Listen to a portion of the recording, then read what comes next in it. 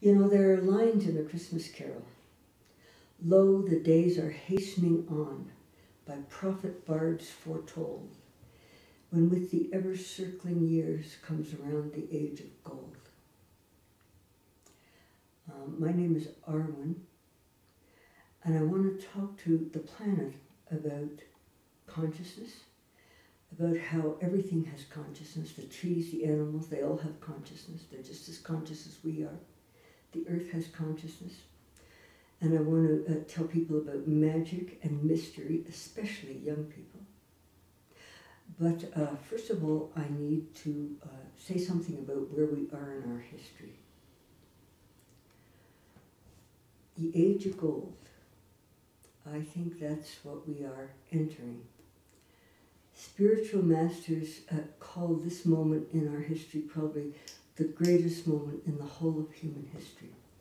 They call it the awakening. And that's the question. We're in the middle of a great awakening. And what's this all about? Deep down, we're in the middle of a great shift from fear into love. It's as though the human race is struggling to leave behind its long winter of fear and separation and move into a whole new impulse of love and connection. There's a struggle on the planet between fear and love. There's war going on. Everybody sees the war. What's really going on down deep is the shift between fear and love. Everybody is caught in this shift. Relationships are caught in this shift. Most people experience that one day they're in the love impulse, the next day they're terrified. And then they're in the love impulse, and then they're terrified. There's a kind of polarity on the planet right now between these two impulses. But love is going to win. That's what I want to say. And the human race is going to move into its springtime. And these are tumultuous times in our history. And it has to do with love, and it has to do with consciousness.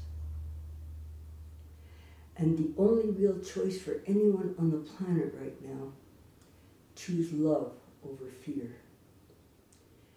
And I would say when fear comes up for you in the night, and that's when it tends to come up, put your hand on your heart chakra, because that's your unconditioned self. Make a space for your fear and move into love. And just think about what that could mean if the human race could finally bring love here.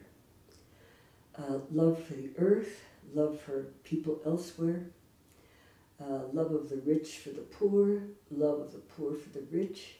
If we could finally pull it off, it would make all the difference to the earth plane. And so the shift from fear into love is actually part and parcel of another shift that's going on.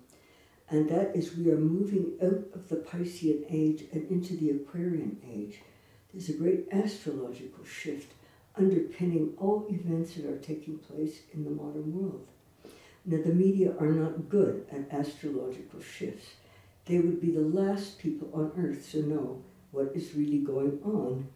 The last great shift of this magnitude was about 500 BC, when we shifted out of the age of Aries and into the age of Pisces.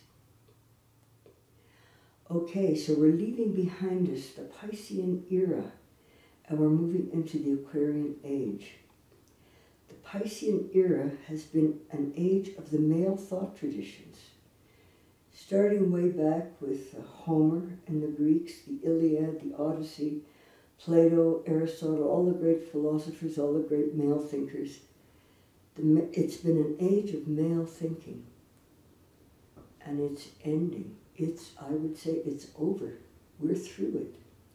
And we're moving into the age of the Aquarian, and what the Aquarian age is to be about the feminine, and we are in it.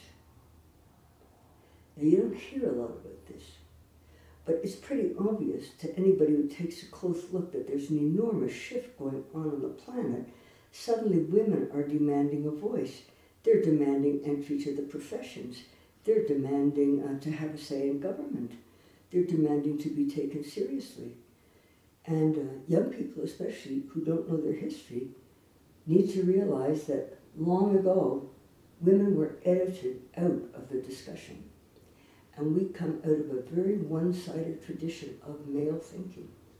There's not a great woman philosopher among them, simply for the reason that women were not allowed an education, women were not allowed to read and write.